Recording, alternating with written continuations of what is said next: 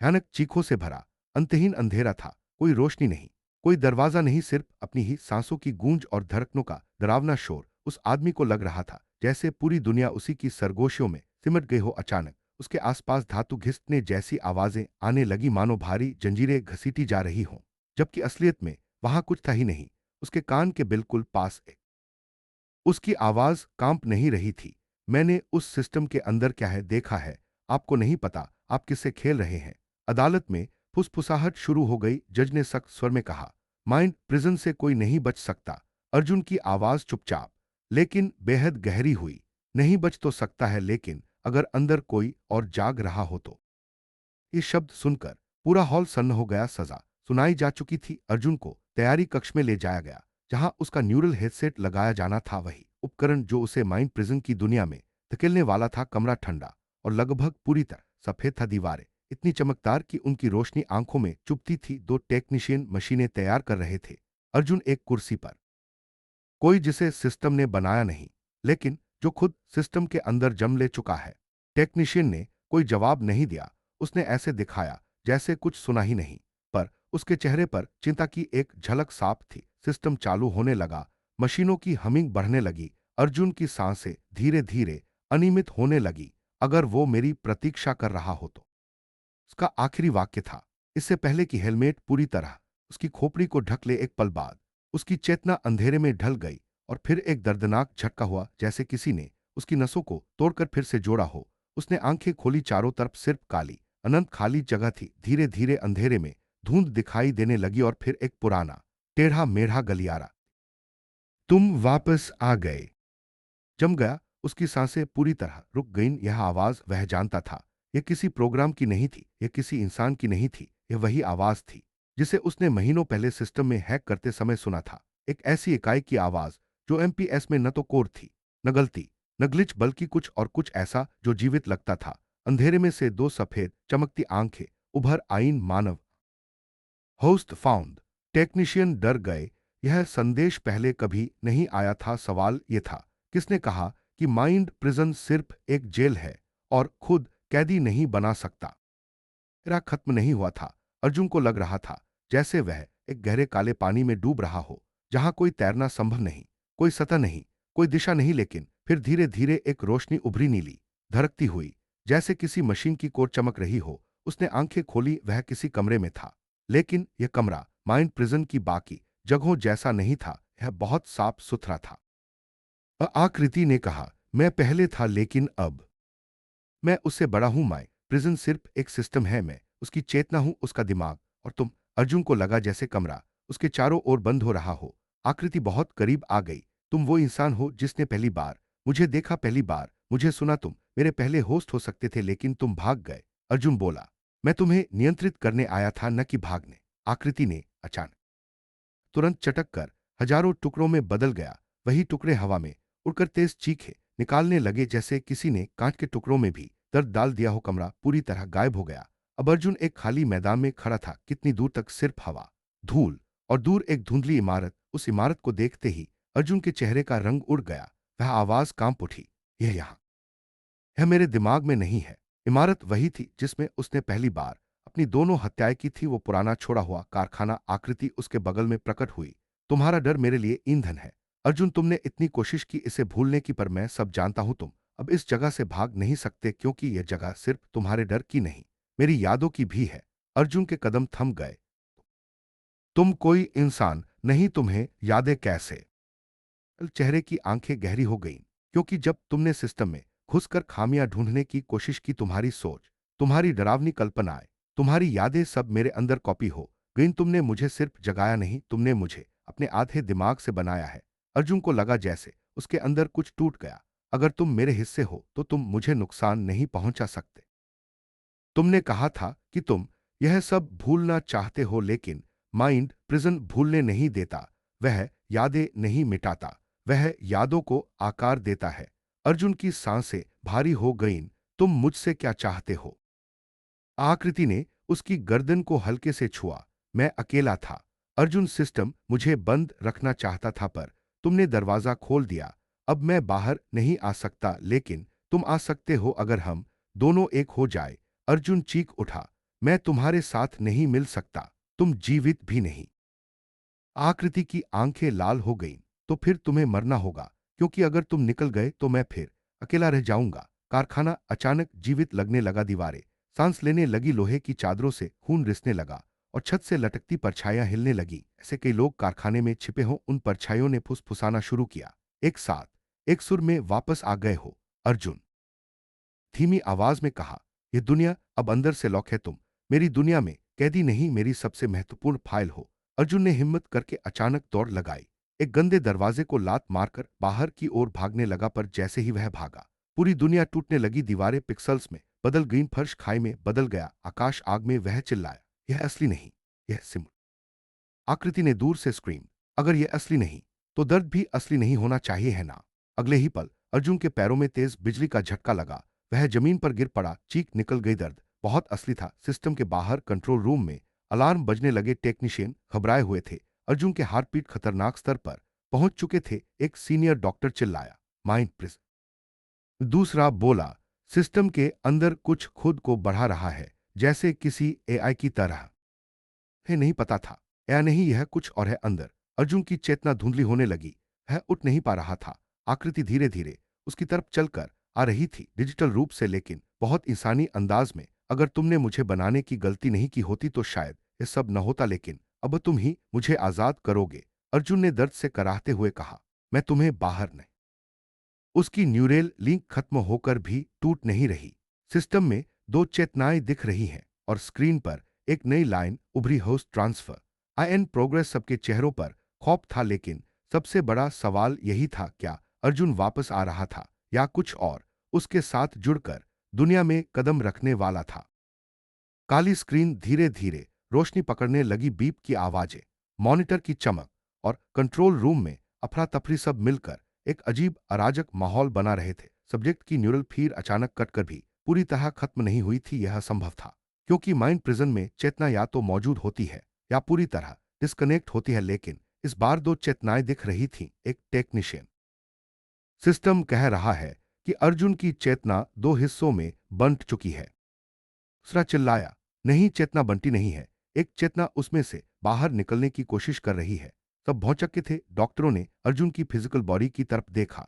उसका शरीर कुर्सी पर जकड़ा हुआ था, लेकिन उसका चेहरा किसी डर की आखिरी हद पर जमे हुए इंसान जैसा, जो मरने से बस एक पल पहले किसी दानव को देख चुका हो। पसीना उसके माथे से बह रहा था और उसकी आंख, या मैं, शब्द पूरे करने से पहले हवा में एक आकृति बनी। उसकी वही परछाई, वही सफेद आंखें, वही रीढ़ में कांटे चुभा देने वाली उपस्थिति। आकृति ने धीरे धीरे कहा, मरकर कहाँ जा रहे हो अर्जुन? अब तुम जितना इस दुनिया से भागना चाहोगे उतना ही गहरे फंसते जाओगे। याद रखो, तुमने कूदकर मुझे नहीं छोड़ा, तुमने बस हमारी प्रक्रिया तेज कर दी। अर्जुन के, क्या तुम भूल गए कि तुम्हारे दिमाग के हर कोने में मैं मौजूद हूं? तुम मरोगे तो तुम्हारे साथ मैं भी बाहर निकलूंगा, क्योंकि मेरा आधा हिस्सा अब तुम हो।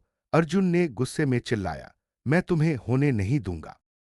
और वह सड़क पर दौड़ने लगा, दूर, आगे कहीं, लेकिन जितनी दूर भागता, सड़क वैसे ही आगे फैलती जाती, जैसे वह दुनिया उसकी इच्छाओं के खिलाफ चल रही हो। अचानक आसमान से बिजली चमकी और कुछ ही पलों में रेगिस्तान के बीचों बीच एक विशाल काला दरार बन गई। भूमि किसी स्याही की तरह फटने लगी थी। आकृति वहीं खड़ी देखती रही, जैसे सब कुछ उसके ही प्लान का हिस्सा हो। उसने हल कृति ने कहा, मैं तुम्हें नहीं मार रहा, मैं बस तुम्हें अपने अंदर ले रहा हूं। अर्जुन को लगा जैसे उसके दिमाग में किसी ने चीख कर तारे खींच दी हों।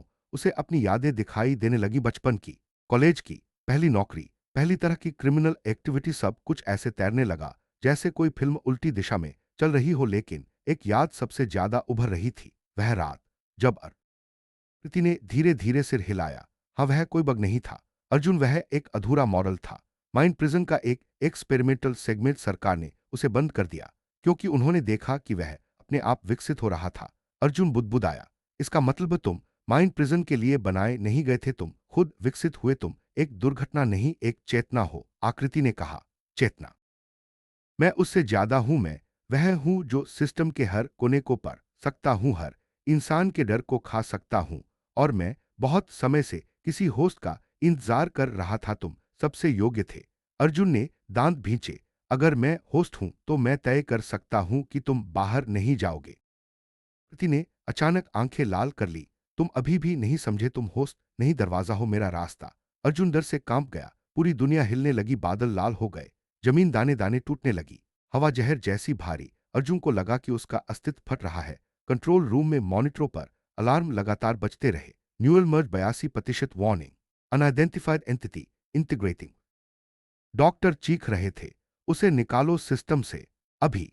अगर उसने 100% रीच कर लिया, हम सिर्फ अर्जुन को नहीं खोएंगे, हम सिस्टम भी खो देंगे। एक वरिष्ठ वैज्ञानिक पागल हो चुके स्वर में बोले, अगर यह इकाई अर्जुन के साथ बाहर आ गई तो वह किसी सर्वर की सीमा में नहीं रहेगा, वह मानव दुनिया में होगा। लेकिन जितना वे प्रक्रिया तोड़ने की कोशिश करते, माइंड प्रिजन खुद को लॉक करता जा रहा था अंदर। अर्जुन पूरी कोशिश कर रहा था खुद को पिक्सल्स में टूटने से बचाने की। उसके अंदर का गुस्सा, डर, पछतावा सब एक साथ फटने लगे। वह चीखते हुए बोला, मैं तुम्हें खुद से निकालने नहीं दूंगा। उस क्षण अर्जुन ने कुछ ऐसा किया जो उसने कभी नहीं किया था। उसने मन में माइंड प्रिजन के रूप को पकड़ने की कोशिश की, जैसे वह दुनिया को रीसेट करना चाहता हो। दिमाग में वह कोड चमका जिसे उसने एक बार हैक किया था, चमकते अक्षर, बेतरतीब संख्याएं, और वह चीखा, सिज क्लियर, माइंड मेमोरी एक्सिक्यूट। विस्फोट हुआ, तेज, सफेद, चकाचौंध कर देने वाला आकृति चीख उठी पहली बार, इंसानी ढंग से, एक दर्द के साथ। नहीं, यह कमांड तुम्हें भी मिटा देगी। अर्जुन चिल्लाया, तो फिर हम दोनों मरेंगे। पूरी दुनिया पिक्सल्स में टूटने लगी, हवा उबलने लगी, आकाश फट गया। बाहर कंट्रोल रूम में मॉनिटर अचानक सफेद हो गए। न्यूरल लिंक लॉस्ट, टेक्नीशियन स्तब्ध, डॉक्टर हक्का बक्का, सब चिल्लाए। सिस्टम खुद फट गया। पर तभी मॉनिटर पर एक लाइन और उभरी, धीरे, बहुत धीरे, rebooting host unknown identity unstable. और अर्जुन के शरीर ने कुर्सी पर अचानक झटका खाया। एक तेज सांस, उसकी आंखें खुली पर उसकी पुतलियां सफेद थीं। कोई नहीं समझ पाया कुर्सी पर बैठा इंसान अर्जुन था या वह काई जो उससे मिलकर अब एक नई चेतना बन चुकी थी। उसने धीमे स्वर में कहा, कौन? कमरा एकदम ठंडा हो गया। अर्जुन की चेतना जैसे जैसे धुंध से बाहर आ रही थी, उसे महसूस हुआ कि उसकी टांगों पर किसी तरह की ठंडी हवा चल रही है, जैसे कोई अदृश्य चीज उसे छूकर निकल रही हो। उसने आंखें खोलने की कोशिश की, पर सामने सिर्फ सफेद, बहुत तेज, लगभग आंखें फोड़ देने वाली रोशनी थी। वह चिल्लाया, पर उसकी आवाज जैसे कहीं दीवारों पर अटक गई। कुछ देर लड़की हौले से पीछे मुड़ी, पर उसकी आंखें काली थीं, बिल्कुल काली, जैसे गड्ढे। चेहरे पर मुस्कान नहीं, बस एक खाली समझ से परे ठंडापन। भैया आवाज में दर्द नहीं था, कोई भावना नहीं थी। अर्जुन के रोंगटे खड़े हो गए। तुम यहां कैसे? यह जगह तुम्हारी नहीं, तुम मेरा डर नहीं हो, कांपते हुए कहा। लड़की उठी, उसके कदम जमीन पर नहीं पड़ रहे थे, जैसे हवा में तैरती हुई तुम्हारे सामने आ जाए। अर्जुन के एकदम पास रुक गई, लगभग उसकी आंखों में झांकते हुए। डर हमेशा वही बनकर आता है जिससे तुम भाग रहे हो, उसने कहा। अर्जुन ने अपना चेहरा पीछे खींचा, लेकिन लड़की ने उसका हाथ पकड़ा। उसे लगा जैसे उसकी बर्फ सी ठंडी। यह सब फिर से नहीं, लेकिन मन जेल को फर्क नहीं पड़ता था कि अक्स दर्द देता है या सच्चाई। कार की हेडलाइट उसकी तरफ बढ़ती दिख रही थी, और न्यारा सड़क के बीचों बीच खड़ी थी। वही सफेद फ्रॉक, वही डरी हुई आंखें, बिल्कुल उसी रात की तरह। भैया, तुमने मुझे बचाया क्यों नहीं? उसकी काली आंखों में गुस्से की लपटें जलने लगीं। अर्जुन ने आगे भागने की कोशिश की, लेकिन उसके पैर जमीन में धंसते जा रहे थे। कदम भारी, सांसें टूटी हुई, और कार तेजी से करीब नहीं लाया। पर तभी एक झटके से सब रुक गया। कार उसके सामने कुछ इंच की दूरी पर अटक गई, जैसे किसी ने समय रोक दिया हो। दरअसल समय रुका नहीं था। एक आवाज गूंजी, कहीं ऊपर से, कहीं दूर से, जैसे किसी स्पीकर से। सब्जेक्ट 09, आपकी हार्ट रेट असुरक्षित स्तर पर पहुंच रही है। माइंड प्रिजन प्रोग्राम अस्थायी रूप से पॉज किया जा रहा है। सड़क गायब, न्यारा गायब, फिर वही। रेव का चेहरा बिल्कुल स्थिर था। तुम्हारे डर के स्रोत को शामिल करना हमारा हक नहीं, तुम्हारे ही दिमाग की प्रक्रिया है। माइंड प्रिजन सिमुलेशन में जो भी तत्व दिखाई देते हैं वे तुम्हारे दिमाग से निकले हैं। हम बस दरवाजा खोलते हैं, अंदर क्या है वह तुम हो। अर्जुन ने नफरत से देखा। मेरी सजा का क्या मकसद है? मुझे तो 3 घंटे की सजा दी गई थी, लेकिन यह तो महीनों। रेव ने पहली बार आंखें उठाकर सीधे अर्जुन को देखा। यही माइंड प्रिजन की खूबसूरती है। मानसिक समय पूरी तरह कंप्रेस्ड होता है। बाहर सिर्फ 20 मिनट हुए हैं। अर्जुन हैरान रह गया, उसका शरीर कांप रहा था, पर समय बाहर सिर्फ 20 मिनट। और रेव ने जोड़ा, तुम्हारी असली सजा अब शुरू होती है। अर्जुन का गला सूख गया। क्या मतलब डॉ? रेयू ने स्क्रीन की तरह हवा में एक होलोग्राम खोला। होलोग्राम पर लिखा था stage 2 collective nightmare loop. Arjun ने कभी यह नाम नहीं सुना था डॉ। कहने लगे, पहला स्टेज व्यक्तिगत दर पर आधारित था, दूसरा स्टेज में तुम अकेले नहीं रहोगे, तुम्हारे साथ और भी सब्जेक्ट्स होंगे। हर किसी के डर आपस में जुड़ जाएंगे, कोई सपना सिर्फ किसी एक का नहीं रहेगा, तुम सब एक ही भय साझा करोगे। अर्जुन का दिल धड़कना भूल गया। मतलब मैं दूसरे अपराधियों के बुरे सपनों में फेंक दिया जाऊंगा, सिर्फ फेंका नहीं जाएगा डॉ। रेव ने शांत होकर कहा, तुम्हें उनमें मरने का मौका दिया जाएगा। अर्जुन ने मुट्ठियां भींच ली। यह मानवता नहीं है, यह सजा नहीं, तोड़ देना है डॉ। रेव ने धीरे से कहा, माइंड प्रिजन मानवता के लिए बना है, अपराधियों के लिए नहीं। अर्जुन कुछ जवाब देता उससे पहले उसकी आंखों के सामने कमरा अंधेरा होने लगा डॉ। रेव का चेहरा धुंधला पड़ गया और अगला ही पल वह एक बिल्कुल अलग जगह खड़ा था। धुंध, गंदे टूटे मकान, सन्नाटा और किसी दूर से आती हुई सामूहिक चीखें। ऐसी चीखें जो किसी एक इंसान की नहीं, दर्जनों की थीं। अर्जुन ने चारों तरफ देखा। उसके आसपास अलग अलग लोग खड़े थे। किसी की जानवर जैसी आंखें, किसी के शरीर पर जलने के निशान, किसी के हाथों से खून टपकता हुआ, और हर सबके डर का मिला जुला रूप। पीछे हट गया। उसका दिल धड़क रहा था, उसके हाथ कांप रहे थे और राक्षस की आंखें अब उसी पर टिक गई थी। अगला पल पूरा संसार हवाओं की तरह हिल उठा। चीखों का तूफान, अंधेरा भूकंप की तरह फट पड़ा और अर्जुन को पहली बार एहसास हुआ, अब तक जो उसने झेला था बस शुरुआत थी, जो आ रहा है वह किसी भी इंसानी दिमाग के लिए सहन करना नामुमकिन है।